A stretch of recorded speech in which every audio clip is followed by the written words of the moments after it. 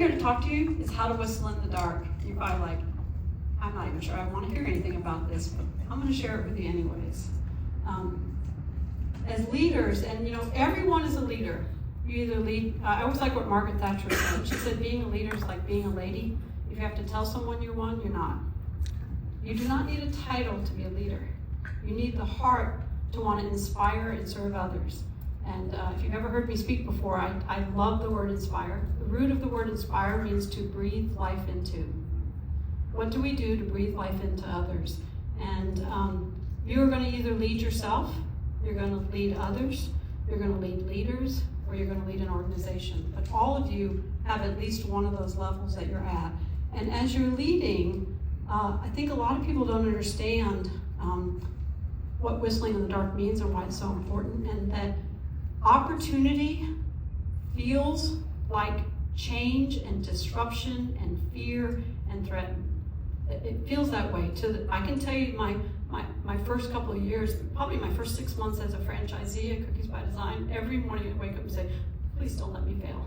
Please don't let me fail. I had a sister who asked me, what happens if you fail? And I'm like, failure's not an option, because every penny we owned, we had put into that business. It was highly personal. It's highly personal. And so we have to be willing to change and disrupt ourselves. And I'm going to start by telling you a story. The man who is getting the flag is my father. His name was Jack Kennedy. He was a 3-time Bronze Star winner. He was a commanding officer of if you ever watched Apocalypse Now, he was not that guy, but he was a commanding officer of those helicopters that go in and save the people. And if you ever saw the picture of Saigon being evacuated, that was his unit, and he was some of the helicopters touching. So he had led in very scary times. And so I took over as the president of Miss Ritter Plumbing in 2006. What happened in early 2007? Do y'all remember? Yes. What was it? Crash. The crash, and some people call it the Great Recession. I am a licensed plumber, so I refuse to call it the Great Recession. I call it the crappy recession. It was terrible. It was terrible, and I was scared to death. I had gone from a brand where I was an expert and knew a lot about my business to learning a brand new business, kind of like where I am right now. And the worst economic times I'd ever seen in my lifetime were happening. So I called my dad, and I'm like, Dad, I'm freaking out because I don't know what to say to my franchisees. I don't know what to do. He goes, you know what to do. I'm like, no, I wouldn't be calling you if I knew what to do. He goes, your job as a leader is to whistle in the dark. It's dark out there. It's scary. They can't see in front of them, but they can hear you. And you have to start whistling. And there were lots of things we did. We talked about the difference between, we started looking at all the recessions and saying, look, we've always come out of recessions. We're going to come out. And so we showed them what that was. We taught them the difference between cutting muscle and fat. So cutting muscle is, I'm not going to advertise.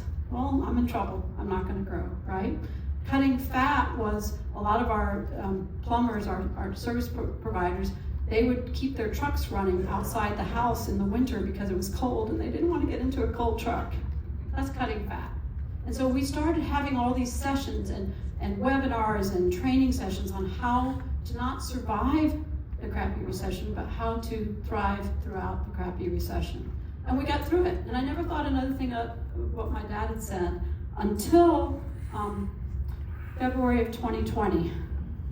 Y'all remember February of 2020? It's funny because I was talking to someone the other day who's like 20 years old. They were like 15 when it happened. They didn't think it was near as scary as I thought it was.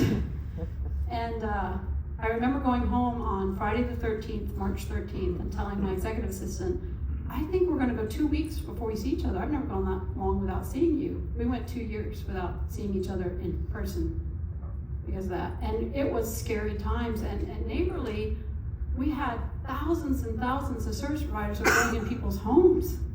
And I had a VP of operations of one of our brands said, how on earth am I ever going to tell my people to go into a home? I was like, well, that's a good question I need to think about.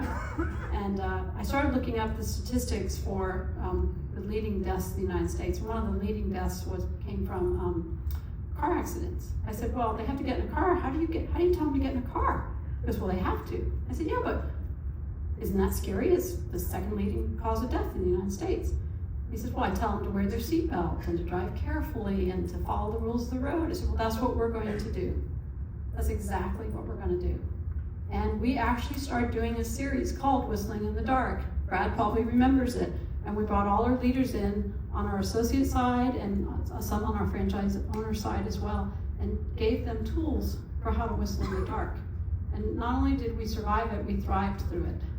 But we had to have that conversation.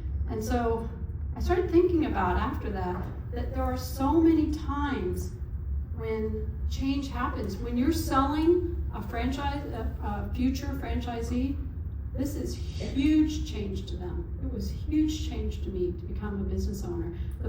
I went from being in the Marine Corps and being in the military, where I had never had gone to a civilian doctor and I didn't even know what health insurance was.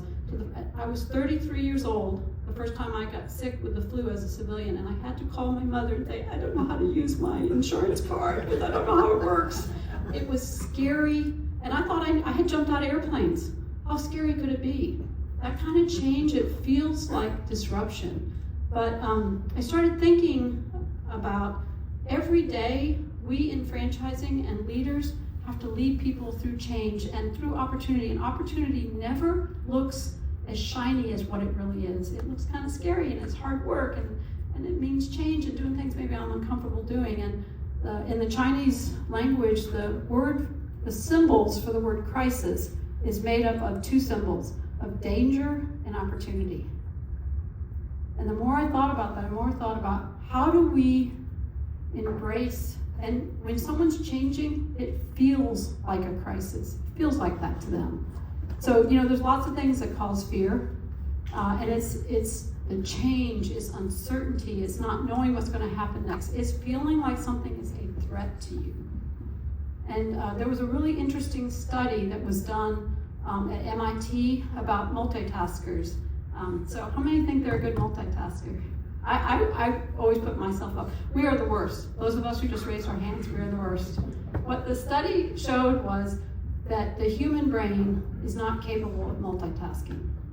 The human brain is actually designed to do one thing at a time, and you have this center brain that's called the reptilian brain, and the reptilian brain is, if you're going to walk through a door and there's a snake there, 99% of us are going to go, ah, and run off. And I'm not going to think about I'm on my phone or anything. I'm going to be right in that moment. And so this study showed that really we cannot multitask. And the best way for humans to deal with fear is to have action, is to put people acting, because when they're acting, they can't think about anything else. And so that was part of what we started putting in place even for our new franchise owners, is some of our brands had like an 87-step checklist of things they had to do. And do this, and then tomorrow I'm going to talk to you, you're going to do this. And then 2 days later, I'm going to talk to you, you're going to do this. And then you're going to do this. And in the step by step by step, the fear starts to go away because they can't think about it. A good example of that, when COVID hit, we started, do you remember we couldn't find masks anywhere?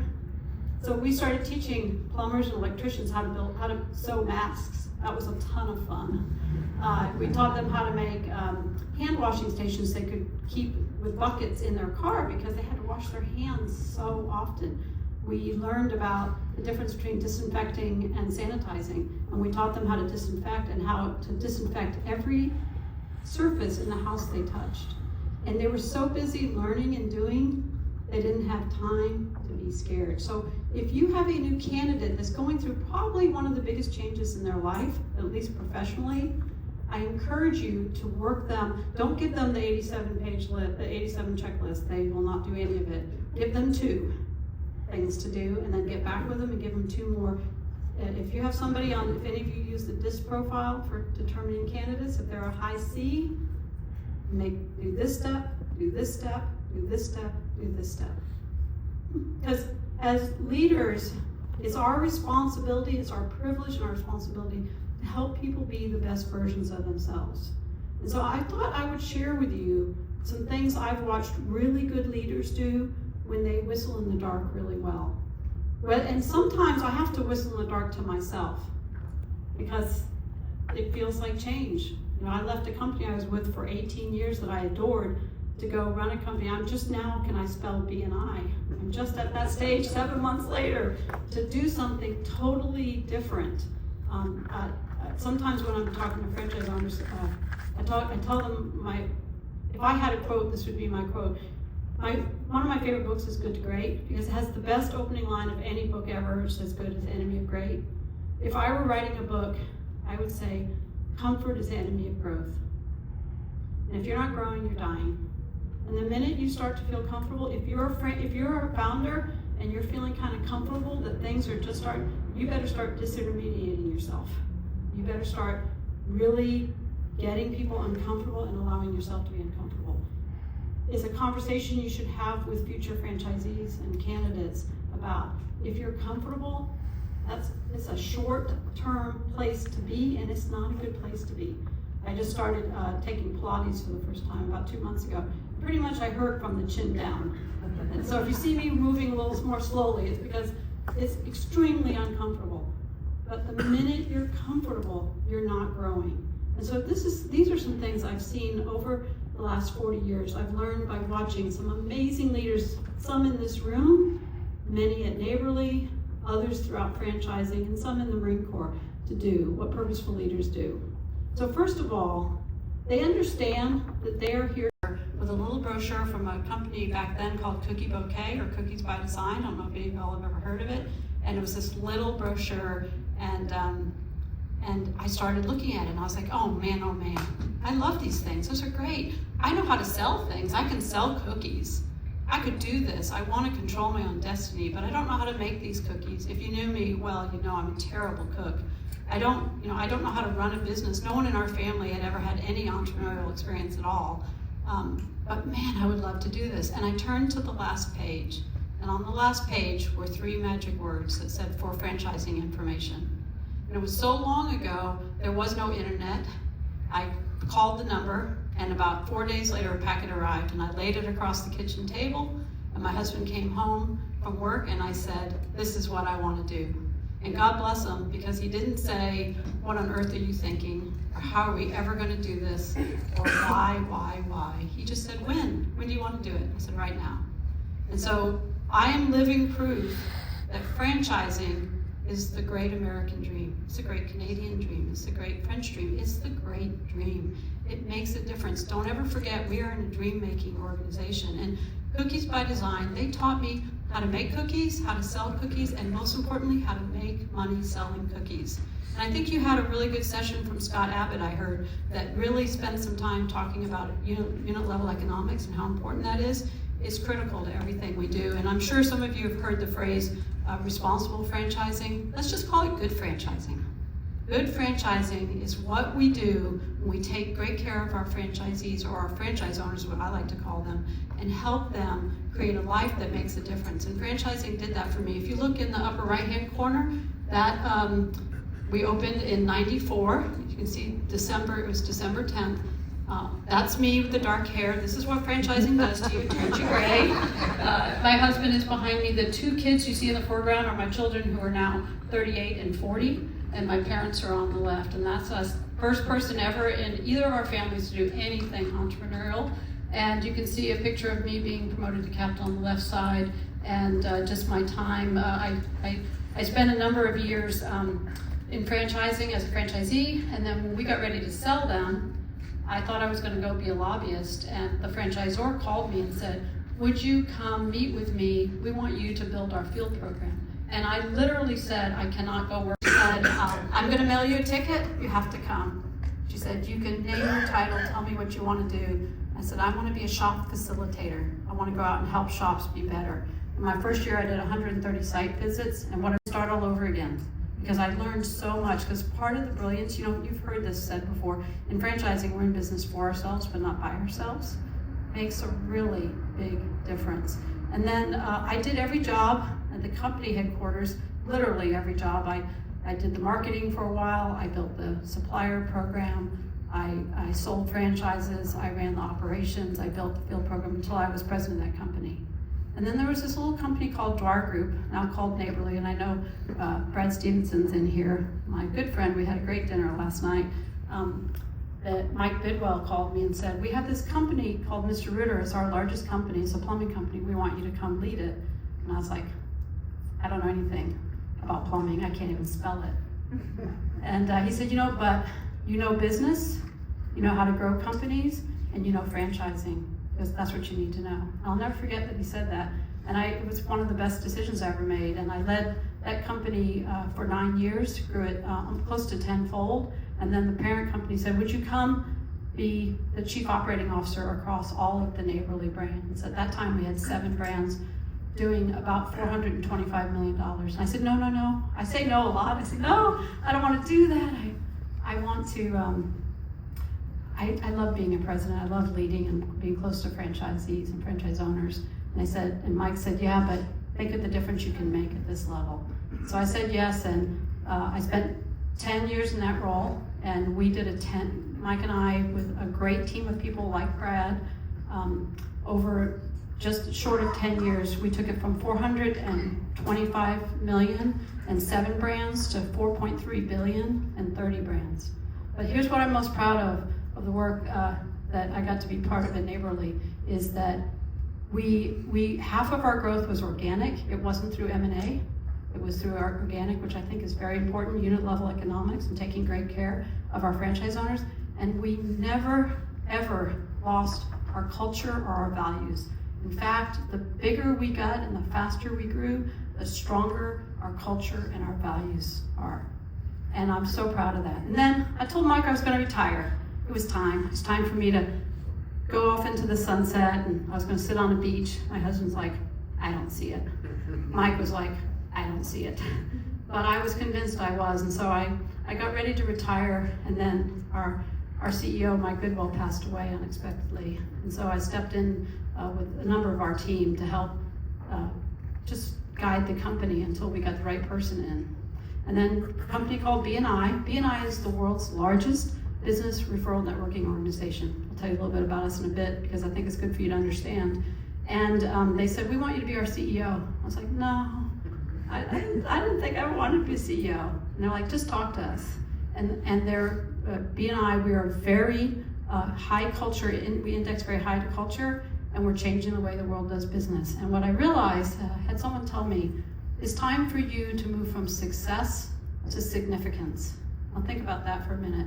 For those of you that are selling franchises, to move from success to significance is a really big deal. And it hit me hard. And I realized I still had something I needed to give back and give to franchising. And so here I sit, CEO of BNI, loving every minute of it. A little bit about BNI. We have 337,000 members. What we help small businesses get business. And when we say we want to change the way the world does business, for every dollar, so if somebody will join a chapter, there's about 40 people in the chapter, only one of every kind, and you meet every single week and you give referrals. And in the referrals, in that meeting, the magic is in the meeting. The magic is face-to-face. You know this when you're selling franchises and you're starting to think about how you're going to change someone's life. The magic is in that. And so we are, what we do is, so first of all, let me talk about our core values. Just like Neighborly has code of values, there were 15 code of values. They call it living rich with respect, integrity, customer focus, and having fun in the process. I think I can still recite all 15 of those values by heart, with heart. I know Brad can, yeah. One of my favorite ones at Neighborly was, we live our code of values by operating in a responsible manner above the line. Think about this for a minute. It's not just what the contract says. It's the spirit and intent of doing the right thing. And anytime a franchisor has to pull out a contract to talk to a franchise owner, they're already in the bad space and in the wrong space, because franchising is about relationships. BNI is also very much driven by our values, and we have 7 of them. I'm not going to spend a lot of time on them, but there are 3 I just want to highlight. We really believe in giver's gain, which is the abundance mindset, that nothing happens until you give first. I think a lot of you who are selling franchises, you give information first. If you've ever read Managing the Complex Sale, you give information and you share information and you tell them how that things could be better before you ever ask them for anything. So we believe you give a referral, you give business before you ever ask to get business. And then there are two others on here that I really like, which is building relationships and accountability. I'm a strong believer that you cannot have a relationship that does not have an element of accountability in it. My husband and I, we've known each other for 45 years, and to this day, he's the human being that helps me be the best human being I can be, because he holds me accountable to things. And it makes our relationship better and tighter, and I certainly hold him accountable to things as well.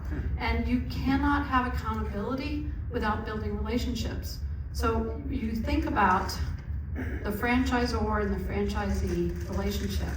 I have to build a relationship with my franchise owners. I have to love them. Loving them doesn't mean making it easy and soft. Loving them means giving them what they need, not always what they want. So we have to do that. So those three are my personal favorites. You can see that BNI has had 40 years in a row of sustained growth. I'm just going to point out one thing.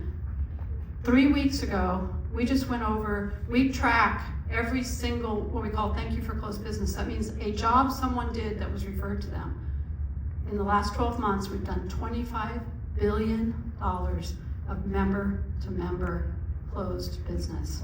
We have 11,000 chapters doing that. We're in 77 countries. And the magic is in the meetings that we get face-to-face and to do that.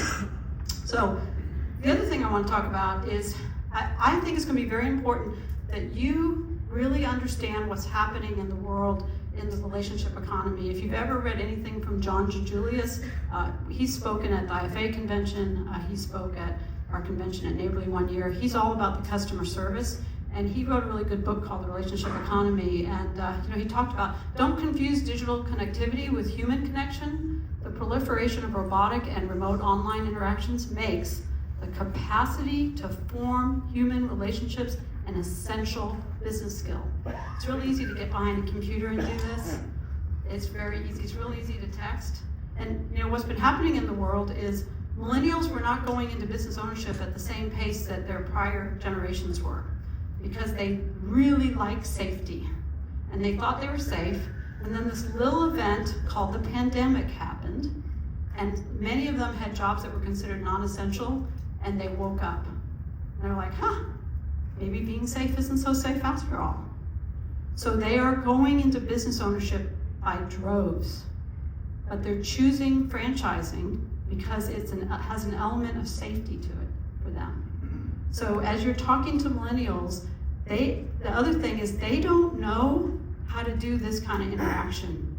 We have to teach that to them. We have to teach them from the very first sales call to the very first operational training session to everything we do. Is something that's a big element to what BNI does. And then I believe it was Forbes did a really good article in May of 23 that talked about those companies that are going to do the best. How many founders in the room do I have? Do I have founders?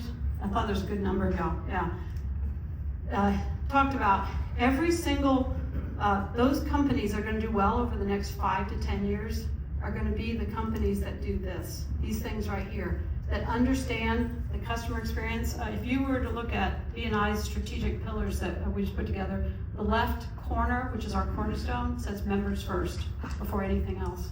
That's the customer experience, customers first, members first. That there's high transparency, and millennials expect high transparency.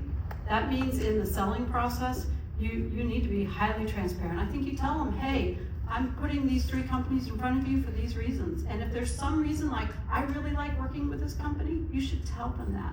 The more transparent you are with them, the more that they're going to like doing business with you. The more transparent we are with our customers, the more they're going to like doing business with us. That has a set of values. And if you can't recite your values without looking at them, you don't have values. I'm here to tell you. And if your associates can't, you don't have values. I was so happy to come to BNI and find out that it indexed so high on values. The magic for companies that are high growth companies, and my specialty is franchising and high growth companies. And the magic is in the culture every single time. And it sounds like a soft skill, but it's not. And then having this connection. So what we learn at BNI through more than 40 years of data is when you're face-to-face, you're making a big difference. And there's a good book called The 4-Hour Work Week. The author's kind of full of himself, but he has some really good points in it. One of the things he talks about is the difference between being efficient and effective. Efficient is, I can send an email out to 2,000 of my franchisees. That's very efficient, but I'm not so sure it's effective. And you can send emails to your candidates, but what happens, I see a couple of you shaking your heads, I'm glad to see that. What happens when you pick up the phone and actually talk to them or do a video chat? I hardly ever talk like this. I always try to talk video chat. I can do that from my phone as well. I want to see their face, I want to do that. And then, at BNI, we don't have a marketing team at BNI. I don't have a CMO, I have no marketing team. Because the people that bring more people into BNI are the members. They are the ambassadors that bring them in. And I know you have to have ambassadors because you need people that are going to be good validators, right? Who are your ambassadors and what you're doing? And then you can't just say, I'm going to sell tchotchkes. And especially millennials need to hear and see that they're doing something bigger. And and as an example, at Neighborly, the vision of Neighborly was to be so remarkable, we become a beloved household name. I still remember that. At BNI is to change the way the world does business. What is yours? What is it, and are you doing it? And that's not all the executives get together in a room and we talk about and we have it and then we leave and we feel good about ourselves. It's something that you can't go to sleep without thinking of, that you wake up first thing in the morning, that has this higher meaning and this higher impact.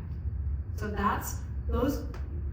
I encourage you to think about that for your company and for your brand. And when I say your brand, I also mean your personal brand. Because I will tell you, if I bought a franchise from you and I had a positive experience, I will send my friends to you. But if I didn't, I won't.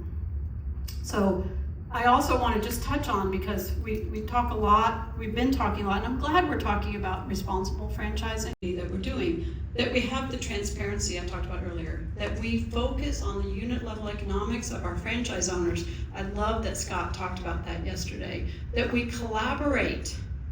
We have franchise advisory councils and we collaborate and we learn and we get smarter. Do you take, those of you who have sold franchises, have you ever thought about calling your 3 best franchise owners maybe 3 years in and asking them what they liked best about the process with you and what they liked least? That you have that collaboration and that there's a consistent connection in coaching. There has to be a consistent connection, not once a year, not once a quarter, not even probably once a month. And some of that connection has to be face-to-face. And then there always has to be a focus on the customer experience. Here to serve. And I said I think the 2 most important things are inspire and serve others. It's the highest calling we have. And I ask myself every day, at the end of the day, have I served at least one person? Is there something I gave them, back to BNI's Giver's Game? Is there something I gave somebody today without any expectation of anything in return? What are we doing to serve those around us? And I listened to a good speaker once. He said he called them assists. He wanted to do 7 assists a day, and he put 7 rubber bands on his wrist. And every time he assisted somebody, he'd move the rubber band over to the other wrist, and then we'd have to find that. I thought that was a really great idea. But I literally take inventory. Usually it's about 8:30 at night, because by 9 I'm fast asleep. At 8:30 to find, have I assisted, have I helped, have I served somebody that made a difference in their day today? And it doesn't have to be somebody that's in your organization, but we should be looking for those. And when I say making it easier, one thing I do want to share. My first 2 years as Chief Operating Officer of Neighborly, Mike Bidwell should have fired me because I was terrible. Because I had been a president and I thought my job was to make it easier for the presidents, because it's a hard job. And I spent the first year looking for ways to make it easier for them. And I weakened every single one of them. As a leader, it's not your job to make it easy for people. It is your job to serve them and find ways to find easier paths for them to go down, but it's not your job to make it easy for them. It was a big mistake I made. It took me a couple of years to learn that. that I actually almost ruined a couple of people because I made it too easy. The next one, and if you have a piece of paper, you do me this favor because I want to cement this in your brain. We write the word communicate and circle it. Just write communicate and circle it. You'll probably never look at these notes again, but just by writing this, it should stick with you a little bit more. And then circle it, and then I want you to draw a big giant X through it. Stop worrying about communicating and start thinking about connecting with people. It's totally different. So when I came up to the headquarters at Cookies by Design and I ran their field program, I created the field program. I told you I did 130 site visits my first year. The first 20, I was brilliant. I knew everything. I had run 3 shops. They were some of the largest in the brand, and I just thought I knew everything. And I would go and I would verbally throw up on people. I'd be like, and you gotta do this and this and this, and I'd give them 87 points or what to do, and then I would leave and nothing would happen. And I couldn't understand why. I didn't understand why. It's because I spent no time connecting with them, understanding what their hopes, needs, wishes. If you've ever read Simon Sinek's Start With Why, first Start With Why, my why statement is, I inspire business leaders to reach their hopes, wishes, dreams, and goals beyond their wildest imagination. I cannot do that unless I connect. I have to start by connecting. And I learned this from, this is a John Julius thing, so I'll give him full credit. He said, to connect with somebody, you only have to know at least one of these things. And my husband is an elected politician. It works for campaigning as well, in case anyone ever wanted to know. But if you can ask them, it spells out forward. Ask them about their family. Understand what they either do or want to do for their occupation, where they're going, especially within your associates on your team. What do they do for recreation? And what are their dreams? If you know some of that, you can connect with anybody. So those leaders that know how to whistle in the dark, to bring people along step by step by step. They know how to connect. They don't worry about whether they're communicating. They worry and think about how they're connecting. And when I meet a franchise owner for the first time, this is the first place I start. Before I ask him, how's your business? What's your revenue?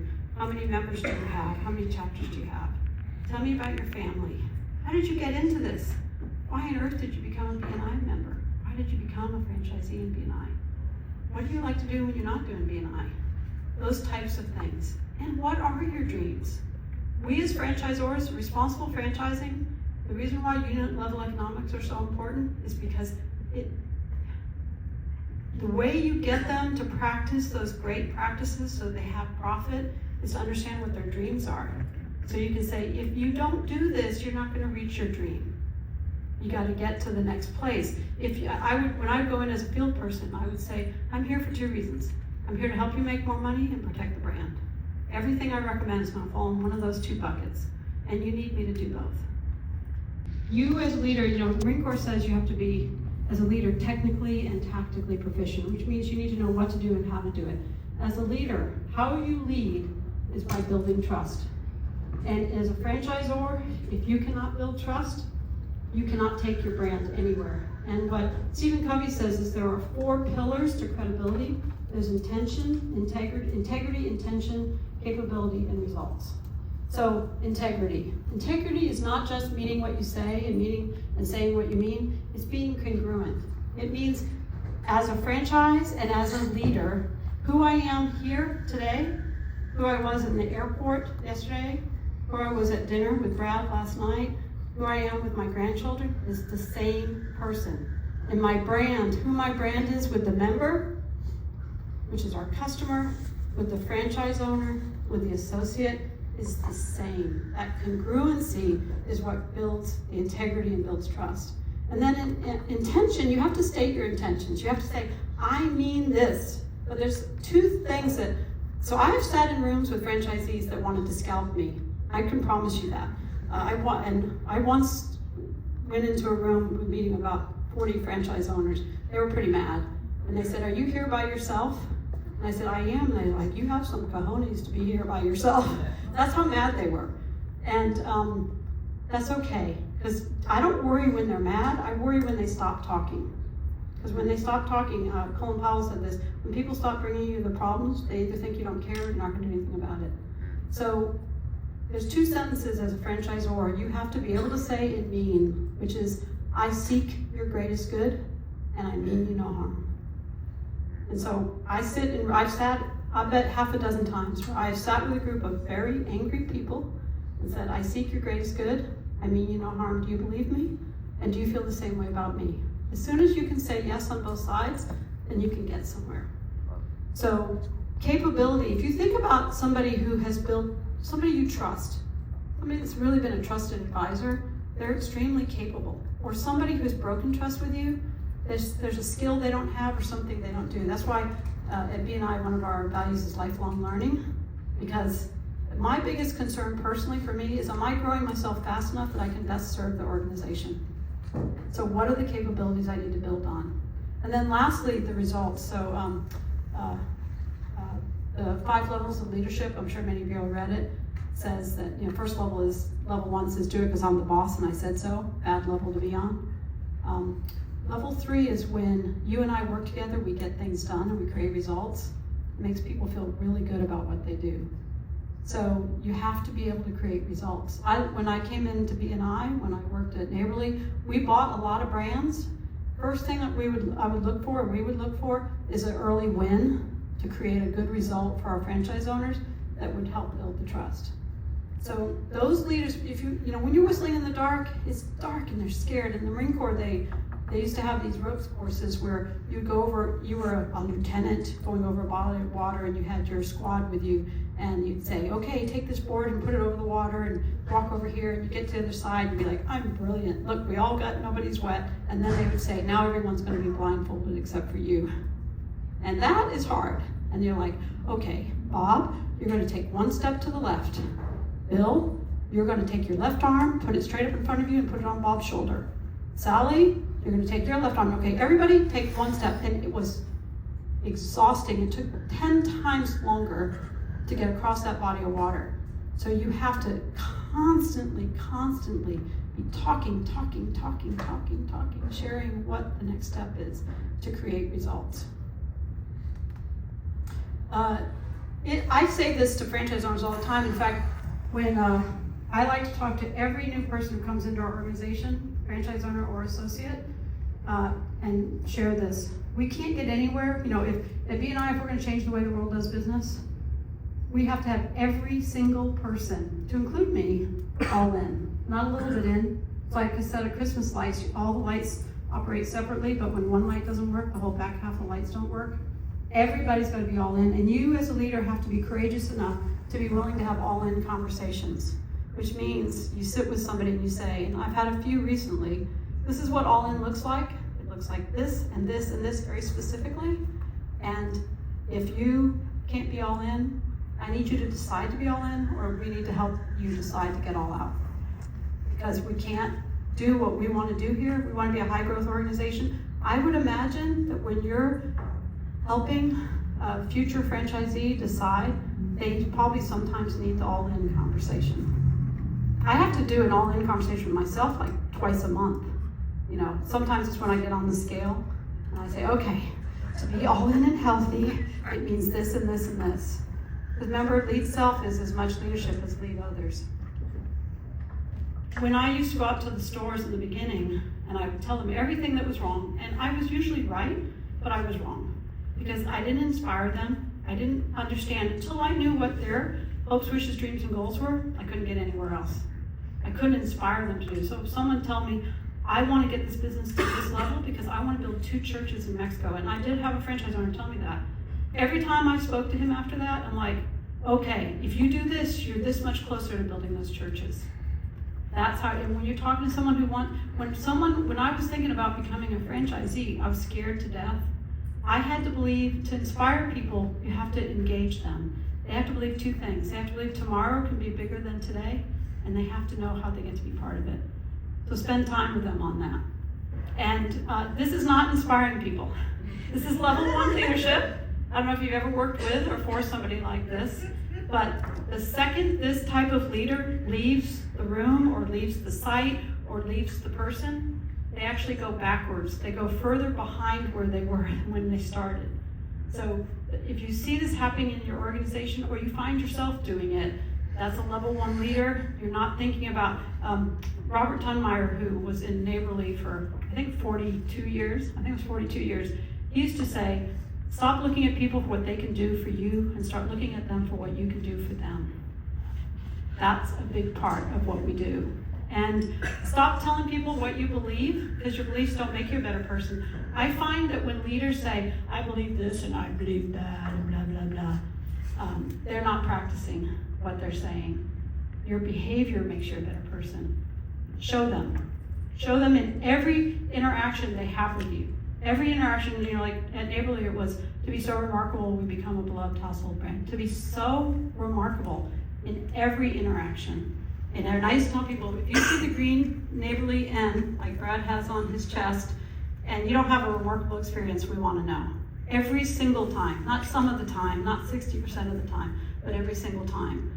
So I would ask you this, and I bet they didn't tell you you were going to get homework, but I would encourage you to do this.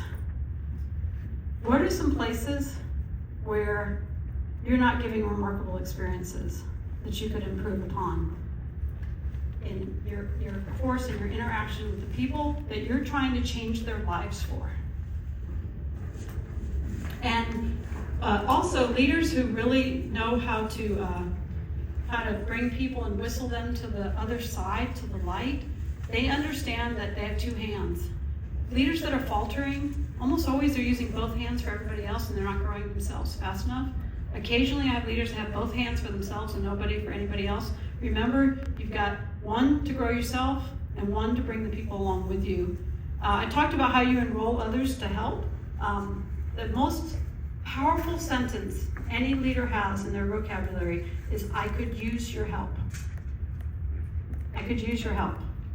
And then you enroll them by showing them how tomorrow can be bigger and how they get to be part of it. You have to make growth happen. You have to grow your top line, your bottom line, and your front line. You have to, if you don't grow, somebody else is growing in place of that. And you have to insist on excellence. Now, nowhere on there does it say the word perfect.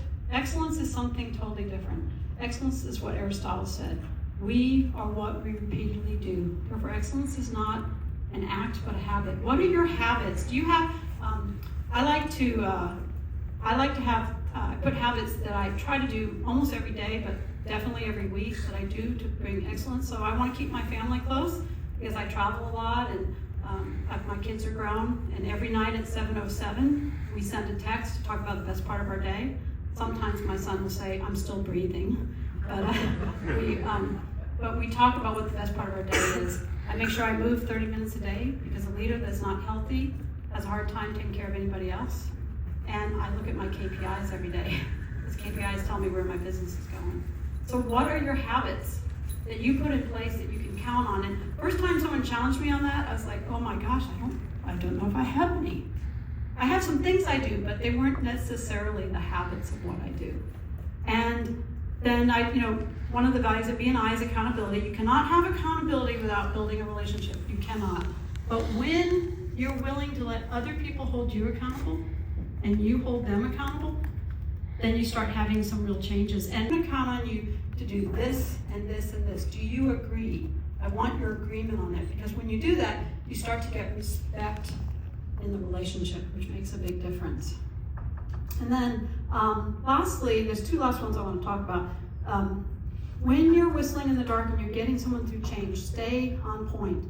I had Joe Bordeaux, who was with Valpak. He was a mentor of mine, and I told him, I've said this 6 times to somebody. And he said, just about the time you're sick and tired of saying something, someone's hearing it for the first time. So you have to tell them you're about to tell them. You have to tell them. You have to tell them what you just told them. If they're a millennial, you should text them as well. So, are you staying on point? So for the founders, you guys are probably very high Ds on the DISC profile. Founders, you love bright, shiny objects. I'm a high D too. I'm not, God bless founders, because I'm not a founder. But the high Ds, you love bright, shiny objects. So you go this way, and then you go this way, and then you go this way.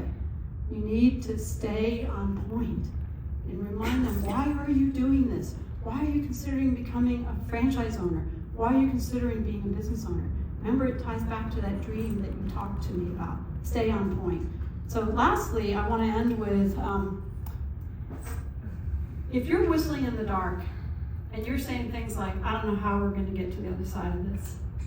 I think we might all die. I don't know what's going to happen here. Nobody is going to follow you. You have to be abundantly positive. Now, positivity has nothing to do with putting your head in the sand. If when COVID hit, we'd said, don't worry, everything's okay, you don't have to worry, no one would have believed us, nor should they. Positivity is talking about what's real, what's really happening, and then showing them how tomorrow can be bigger, showing them how they're part of it. It's not ever, as leaders, we don't get to be tired or show them fear. What we have to do is say, hey, this is serious, and it's a big deal, and it's going to take a lot of work, and we're going to have to work extra hard at it, but we can get through this, and here's how we're going to get through this. Don't, when you find yourself, I've learned that the minute I'm talking negative about our franchise owners, I'm in a really, really bad place. The minute I say, they don't know any better, they do this, they didn't get this turned in on time, they don't follow this. The minute that, and also as an operator, I also found that when, the minute I talk that way about my salespeople, they can't bring me anybody good. We would be doing fine if they bring me somebody better. Usually it was an indictment of the work we were doing on the operations side, not the sales side. So stay positive, be positive. They need it. They need to know that tomorrow can be bigger. They need to show and understand and be shown how they belong in it. And then lastly, most of y'all seen the first Wonder Woman movie? So I'm a little bit of a geek because I study world wars, and I think it's important to understand history. And in World War I, they had a lot of trench warfare, and in that movie, she comes up on a trench where they've been there for months and months, and there's a village on the other side, and they can't save the village, and everyone says we can't do anything about it. And if you remember, she takes her mighty shield and her sword, and she gets up out of that trench and she starts walking, and all the bullets are coming towards her. Because when you're bold, the bullets come towards you first. And she keeps walking, and she keeps walking, and the people in the trenches are like, if she can do it, I can do it. There's brave and there's bold. Brave is important. Brave is you're painted in the corner, and you've got to get out of that corner, you've got to be brave. Bold is when you take others with you. Founders, you know this. People who are selling franchises, you need to be bold. You need to step out of that trench, put your shield up, and walk across that field and bring those people with you, because they need to become a franchisee. They are like me. My whole life changed. I built wealth for my family that I never thought I'd be able to build by being a franchise owner. It made a huge difference in my life. And somebody whistled in the dark for me, not once, not twice, probably 50 times. So I could stand here and share that with you, and I hope you will do the same for them, because what you do makes a big difference. Now what I thought I would do is leave the last few minutes for questions. You can ask me anything you'd like. I'd be happy to share my thoughts if you'd like.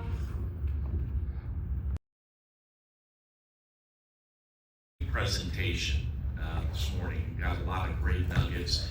At United Franchise Group, we are big believers in BNI and promote it in our training school, in the setups, and when we do visits to franchise owners. And I just wanted to say that anybody that doesn't incorporate BNI into their system is missing an incredible opportunity to build and grow your own business through BNI, and joining those groups have made a big difference at Sinorama and in a lot of our brands. So thank you, Mary. Thank you for that. And I did not pay raise. Thank you so much.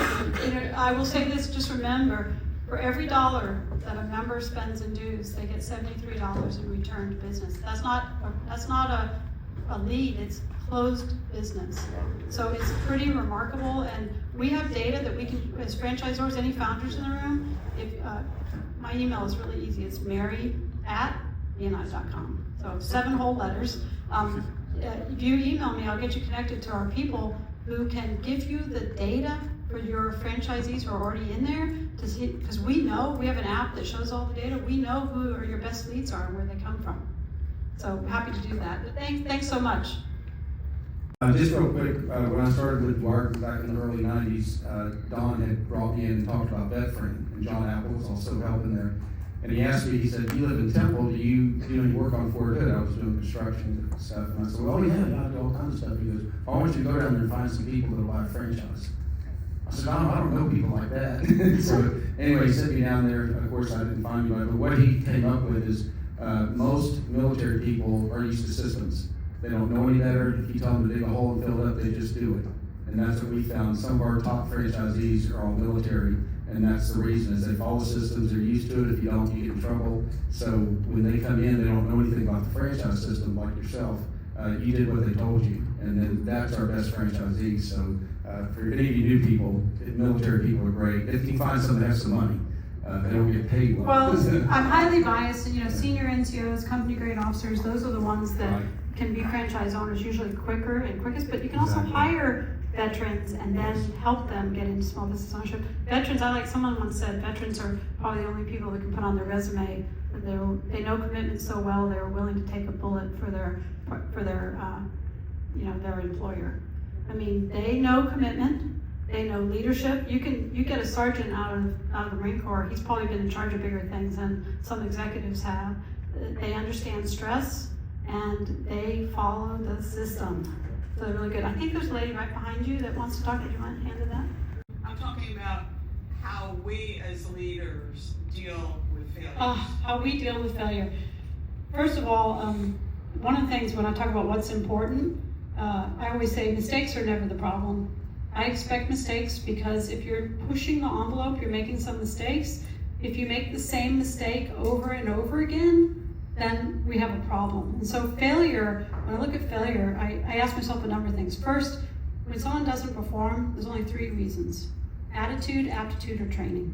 There's only 3 reasons. And you've ever heard me point a finger, 3 point back at you? So I always start with training. Did I train them well? Right? Did they have the right resources and the right training? Are they in the right side of is their aptitude, are they in the right seat of the bus? Sometimes I have a big enough bus I can move them around. If they're really hardworking and good and I can put them in a different seat, I will do that. And Good to Great talks about your job as a leader is to get people on the bus, put them in the right seat. The last one is attitude. I cannot fix attitude. I can have an all-in conversation. I can help them fix their own attitude where they're fixing it, but I can't fix it. And Catherine Monson, who's with Propel Brands, she said once, your job is to change people or change people. And it really hit home for me because I'm an optimist and I think I can change everybody. But sometimes I can't change people fast enough for what the organization needs. And so I think about myself, is this a person I need to change or a person I need to change? So I think, Brad, you had a question. I'm going to take Brad's question and one more because I want to. Could you talk more about making the job easier for the presidents versus not making it easier? Yeah. I consider it my biggest failure in my chief operating officer role. So I'll give you, this is a silly example, but it shows the way. So I would send out and say, I want to see a report on where your strategy is heading from here to here in this format. And then they'd send me something that wasn't good. And I would redo it, and I'd send it back to them, and I'd say, well, this is what I want it to look like. They didn't grow, they didn't learn. We would do strategy sessions every year, and in the beginning, I would like, remember you want to say this, remember you want to do this. But what I needed them to do was to be uncomfortable and say, what are you doing about this? Why does this look like this? I did better as a leader when I asked compelling and difficult questions than when I loaded their lip. So I had to get really good at asking the tough questions and being comfortable with being uncomfortable. Because I had a lot of respect for that group, I still do. They're the ones that stand in front of the brand and take the arrows. They're the ones going, oh, we're gonna go do this, let's go this way. So I wanna make sure they have the tools and the training. I need them to be as strong as possible, and to be as strong as possible, I have to ask them really tough questions. Are you really sure this is the way you need to go? One of my favorite questions is, how do you know that to be true? You just told me ABC. How do you know that? Can you walk me through what that is? And so that's how, and in the beginning I wouldn't say, how do you know that to be true? I'd say, that's not true. and I'm gonna show you why it's not true, and I'm gonna lay it all out for you, and I'm gonna make that easy for you. That's not what grows them. The good leaders don't grow that way. The weak ones do, and they don't grow very fast, and not fast enough for the organization to do what it needs to do. That answer your question? Yeah. Okay, and then Brad, you get the last question. So first off, Mary, thank you for sharing the gift today of whistling in the dark for everyone, right? So very impactful. In that 1 hour, should be pretty jealous. I've got to hear her whistle in the dark for 5 years, so you can imagine how much we've gotten to take away. So thank you for that. Mary, what is the biggest thing, the boldest thing? I think you talked about being bold. What's the biggest or boldest thing at BNI that you're thinking about over the next year that you and your franchise owners are doing? Yeah, so we were doing a project called segmentation. So BNI has not sold a franchise in the United States in 10 years because they thought they were sold out. Because like most franchisors, we sell big giant areas. And so we just do it. It's just the way of franchising. And then you get better, smarter, and you realize, oh my gosh, it needs to be smaller. BNI in its 40-year history has never had a franchisee that did not renew because the unit level economics are so strong. And but they're sitting on all kinds of territory.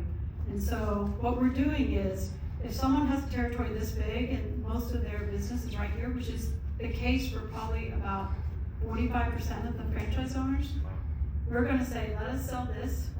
We're going to split what we make on it, and we're going to share royalties with them for a year. Because I want them to be engaged in helping this franchisee be successful. And we buy our data. We hired a company to come in and run some data for us. We have about 300 territories that we think we can sell, and we have the first one that, knock on wood, is going to be completed within the next 2 weeks. It's bold because I was very nervous the first time I had to stand in front of the FAC and say, guess what? This is what we're going to do and why I want to do it. But I connected with them. I showed them why tomorrow could be bigger, why it was important to them, and that it was actually going to help them, and gave them a lot of data and information. And then about 35% of our business is company owned.